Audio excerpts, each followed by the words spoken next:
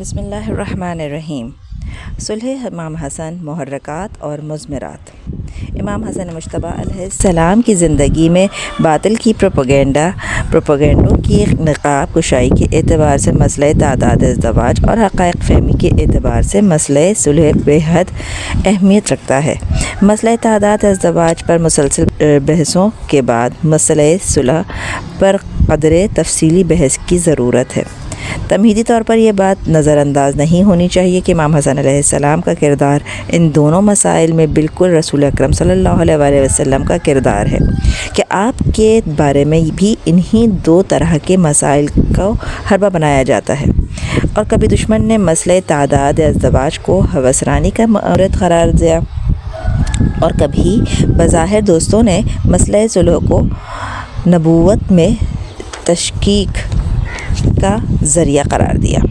اور اس طرح نانا اور نواسے کا اتحاد قہری طور پر منظر عام پر آ گیا، اور چاہے دشمن اس امر کا اقرار نہ کرنا چاہے۔ صلح امام حسن علیہ السلام کے محرکات پر نظر ڈالنے کے لیے اس پس منظر کا نگاہ میں رکھنا ضروری ہوگا جو اس صلح کے پشت پر کام کر رہا ہے، جس کی صورتحال یہ ہے کہ صلح کے 21 ماہ رمضان 40 ہجری کو امیر المومنین کی شہادت اور ان کے دفن و کفن کے بعد امام حسن علیہ السلام نے مسلمانوں کے مجمع سے خطاب کرتے ہوئے ایک مختصر مگر انتہائی جامع خطبہ پڑھا۔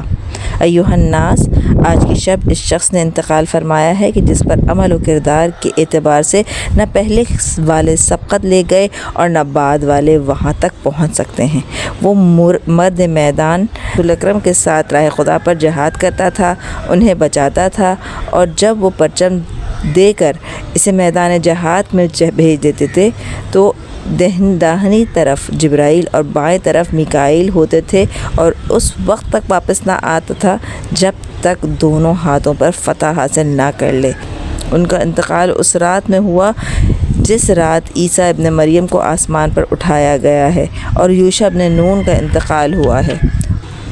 انہوں نے ترکے میں نہ درہم چھوڑے ہیں اور نہ دینار، صرف 700 درہم تایا سے باقی رہ گئے تھے، جس سے ایک خادم خریدنے کا ارادہ تھا اور وہ نہ ہو سکا۔ ایھا الناس، جو مجھے پہچانتا ہے وہ پہچانتا ہے، اور جو نہیں پہچانتا وہ پہچان لے کہ میں حسن ابن علی ہوں، فرزند رسول اکرم صلی اللہ علیہ وآلہ وسلم، فرزند وصی رسول، فرزند بشیر و نذیر، اور اس کا فرزند ہوں جو خدا کی طرف دعوت دینے والا اور سراج منیر تھا۔ میرا شمار ان اہل بیت میں ہوتا ہے کہ جن سے خدا نے ہر رجس کو دور رکھا ہے اور انہیں مکمل طہارت عنایت فرمائی ہے، اور ان کی محبت کو اجر رسالت قرار دیا ہے۔ نیکی ہم اہل بیت کی محبت کا نام ہے۔ اس خطبے کا تمام ہونا تھا کہ قیس ابن سعد نے عرض کیا کہ حضور ہاتھ بڑھائیں، ہم کتاب خدا، سنت رسول اور دشمنوں سے جنگ کے نام پر آپ کی بیعت کرنا چاہتے ہیں۔ آپ نے فرمایا کہ بس کتاب خدا اور سنت رسول، باقی چیزیں اس میں شامل ہیں، اور الگ سے کسی شرط کی اضافے کی ضرورت نہیں ہے کہ یہ کتاب و سنت کا ناقص ہونے کی علامت بن جائے۔ جب تم میری اطاعت کے لیے بیعت کر لو گے تو تمہیں میرے دشمن سے جنگ کرنا ہوگی، اور میں جس سے صلح کروں گا اس سے صلح کرنی ہوگی۔ بیعت تمام ہو گئی۔ 40,000 افراد نے امام حسن علیہ السلام کے ہاتھ پر بیعت کی، اور آپ امامت واقعی کے علاوہ خلافت ظاہری کے بھی مالک ہو گئے۔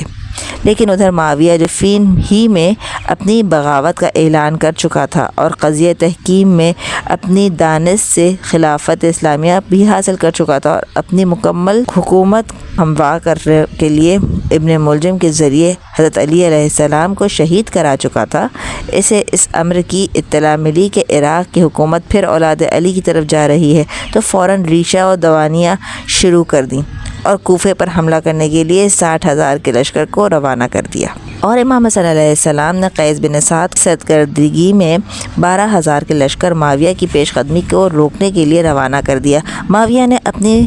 فطری مکاری سے کام لے کر قیس اور امام حسن علیہ السلام دونوں کے لشکر میں یہ خبر عام کر دی کہ معاویہ سے صلح ہو گئی ہے اور اب جنگ بلا سبب ہوگی۔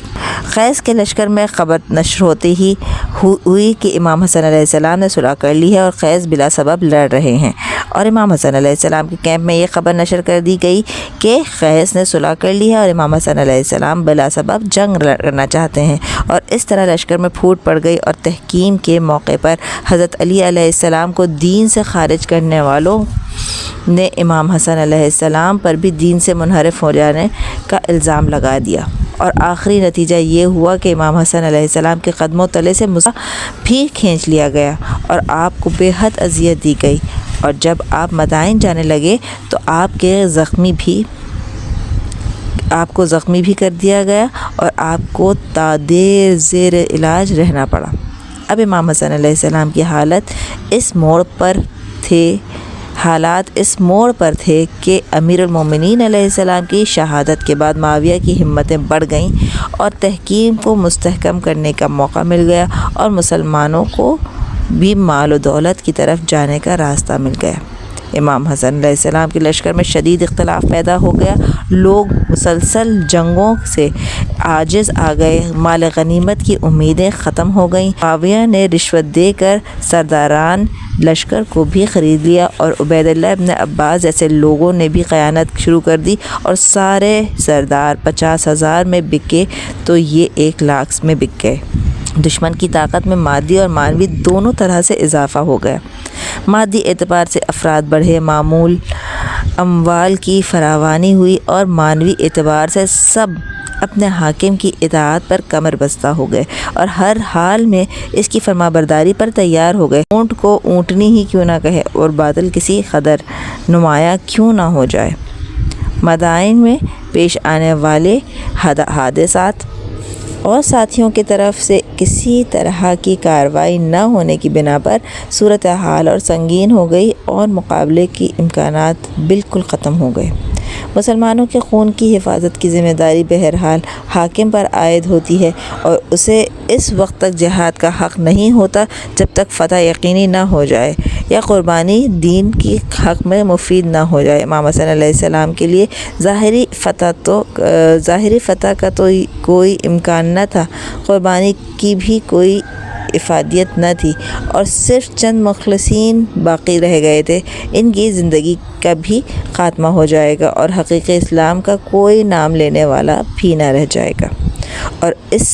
سب سے بڑی بات یہ ہے کہ خود معاویہ بھی اپنی تمام مکاریوں کے باوجود یہ سوچ رہا تھا کہ حسن ابن علی کو جھکا لینا ممکن نہیں ہے، اور ان کی موافقت کے بغیر اپنی حکومت کو بھی کوئی قیمت نہیں ہے۔ چنانچہ اس نے صلح کا راستہ اختیار کیا اور بظاہر انتہائی فراخ دلی کا مظاہرہ کرتے ہوئے سادہ کاغذ بھیج دیا گیا کہ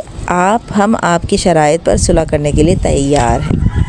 اب امام حسن علیہ السلام کے سامنے چند مسائل آ گئے۔ صلح کا انکار کر دیں تو اسلامی تعلیمات کی خلاف ورزی ہوگی، اور صلح پر آمادہ ہو جائیں تو لشکر میں مزید ہنگامہ ہو جائے گا۔ چنانچہ آپ نے مسئلے کو ساتھیوں کے سامنے رکھا کہ اب بھی جہاد کے لیے آمادہ ہو تو میں اتمام حجت کے لیے جہاد کرنے پر تیار ہوں، لیکن اگر تم ہی لوگ خود زندگی چاہتے ہو میں کس سے جہاد کروں گا؟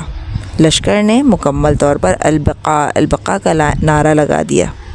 اور آپ نے دیکھ لیا کہ میرے بارے میں جد بزرگوار رسول اکرم صلی اللہ علیہ وسلم نے جس صلح کا ذکر فرمایا ہے اور اس کا وقت آ گیا ہے۔ چنانچہ آپ نے صلح کے منظوری دے دی اور حسب ذیل شرائط لکھ کر بھیج دیے۔ پہلا، حکومت معاویہ کے ہاتھ میں رہے گی بشرط یہ کہ کتاب خدا اور سنت رسول پر عمل کرے۔ دوسرا، معاویہ کو کسی کو ولی عہد نامزد کرنے کا حق نہ ہوگا۔ تیسرا، اہل عراق کے لیے عمومی طور پر امن و امان کا حصول ہوگا۔ معاویہ اپنے کو امیر المومنین نہ کہے گا۔ پانچواں، معاویہ کے پاس شہادتوں کا قیام نہ ہوگا۔ چھٹا، سب علی کے سلسلے بند کر دیے جائیں گے۔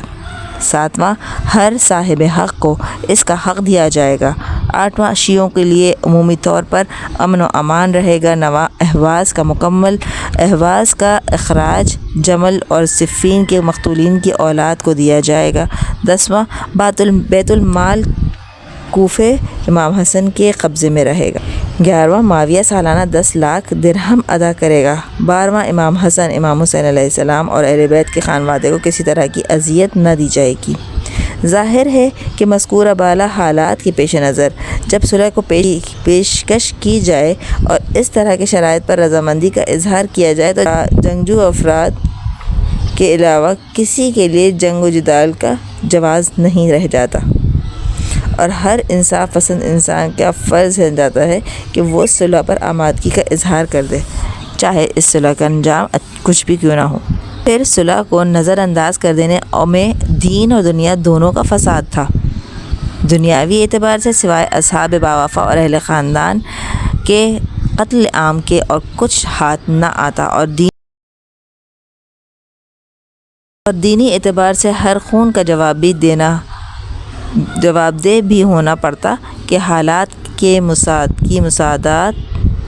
مساعدت کے بغیر جنگ کا اعلان کر دینا